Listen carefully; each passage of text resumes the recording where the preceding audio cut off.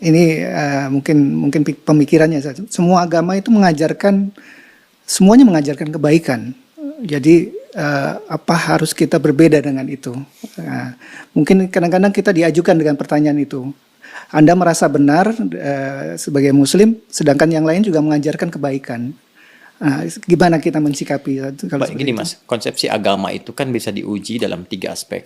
Ya. Satu aspek ketuhanan, teologinya. Yang kedua aspek ibadah, tata cara dia ibadah. Yang ketiga muamalah, yang mengatur pedoman dalam berinteraksi secara sosial. Ya kan? Oke. Boleh jadi di aspek yang ketiga, semua menunjuk kepada yang benar. Mengajarkan interaksi yang benar dengan sesama. Silahkan Anda cek ya. Pasti semua agama mengatakan harus jujur, nggak boleh mencuri, kan? Nggak boleh berzina dan sebagainya. Jadi kalau ada yang membolehkan berzina, menipu dan sebagainya, dipertanyakan konsepsi keagamaannya. Di aspek yang ketiga ini, secara hukum sosial, semua bisa sepakat. Tapi dikatakan agama harus memenuhi unsur 2 lagi. Konsepsi ibadahnya bagaimana? Di agama pasti ada ibadah, karena ibadah itu konsekuensi dari keadaan seorang hamba yang menuhankan sosok Tuhan. Pembuktian dari sifat menuhankan itu adalah ibadah. Harus menyembah Tuhannya. Bagaimana konsepsinya? Caranya bagaimana dia beribadah? Diatur tidak? Cara dia ibadah seperti apa? Ditunaikan kapan? Bagaimana teknisnya? Apa maknanya? Apa hikmahnya? Apa implementasi ibadah itu bagi kehidupan? Di titik ini pasti akan ada perbedaan. Saya sebagai Muslim, ya dengan saudara-saudari kita sebangsa setanah air dan non-Muslim, konsepsi ibadahnya pasti beda. Ya, saya di Islam. Kenapa saya meyakini Islam misalnya? Karena konsepsi ibadah saya, ya, yang saya jalani dalam Islam, itu menurut saya yang paling sesuai, paling lengkap, paling akurat, paling rasional. Ya, dari sisi sholatnya misalnya, ibadah pokok itu kan sholat. Waktunya jelas diatur, kapan saya mesti sholat. Panggilannya jelas. Kemudian bagaimana penampilan saya saat akan menunaikan sholat jelas. Apa yang harus saya lakukan sebelum sholat jelas. Sebelum sholat kamu wudhu dulu. Ada langsung firmannya dari Allah, bukan rekayasa manusia, bukan buatan Nabi Muhammad SAW, kan? Langsung dari Tuhan. Nih, Quran surah ke-5 ayat yang ke-6. Ini cara wudhunya begini, diatur, diterangkan oleh Rasul. Begini prakteknya. Kemudian sebelum sholat kenakan pakaian yang terbaik. Bahkan sejak ada panggilan dari masjid kita dengar. Quran surah ke-7 ayat 31. Ya bani Adam khudzu zinatakum 'inda kulli masjid. Kemudian setelah itu diatur bagaimana cara memulai ibadahnya, dari mulai takbir pembuka sampai dengan salam. Dijelaskan selain cara, maknanya apa, kenapa tangannya begini, kenapa bacaannya ini, artinya apa, hikmahnya apa. Lalu kaitan dengan implementasi kehidupannya bagaimana. Apa dampak sholat kepada kehidupan? Turun banyak ayat. Inna sholata tanha 'anil fahsya'i wal munkar. Quran surah ke-29 ayat ke-45.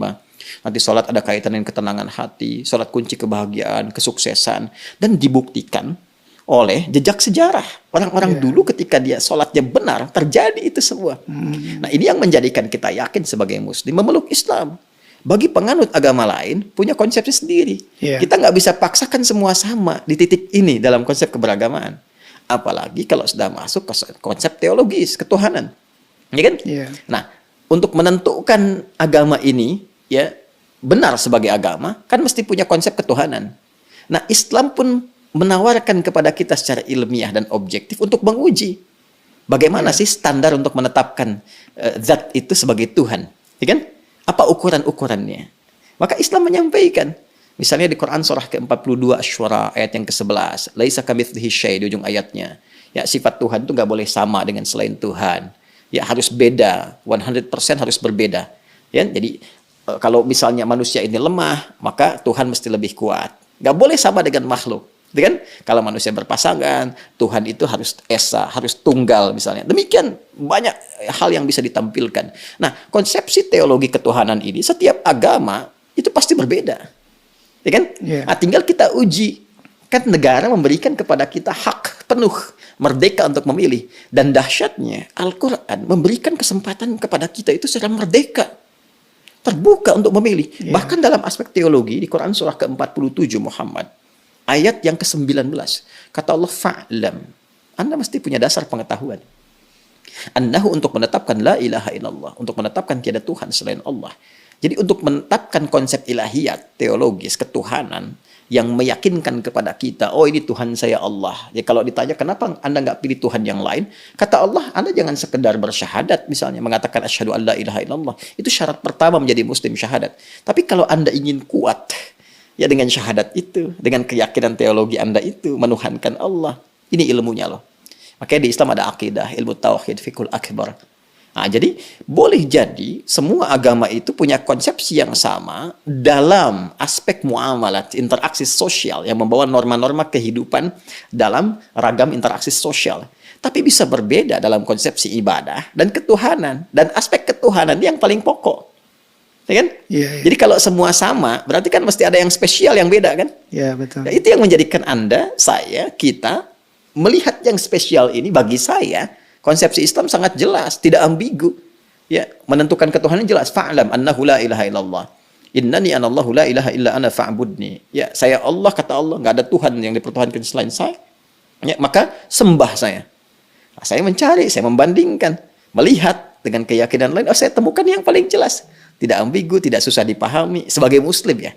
Ya, dan saat yang bersamaan ketika kita meyakini Allah pun sebagai Tuhan, memeluk Islam, beribadah dalam Islam, saat yang bersamaan tetap diminta oleh Al-Qur'an la ikraha fid din, enggak boleh paksa orang. Betul. Indah enggak? Iya, indah sekali. Lakum dinukum waliyadin. Hormati keyakinan orang lain.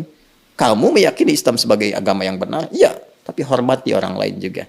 Ya, jelaskan keislaman Anda itu lewat penampilan Anda, karakter Anda, perilaku Anda, sifat dan sikap Anda. Kalau ditanya, jelaskan, jawab, dan sebagainya. Masya Allah. Indah nggak? Indah, Pak.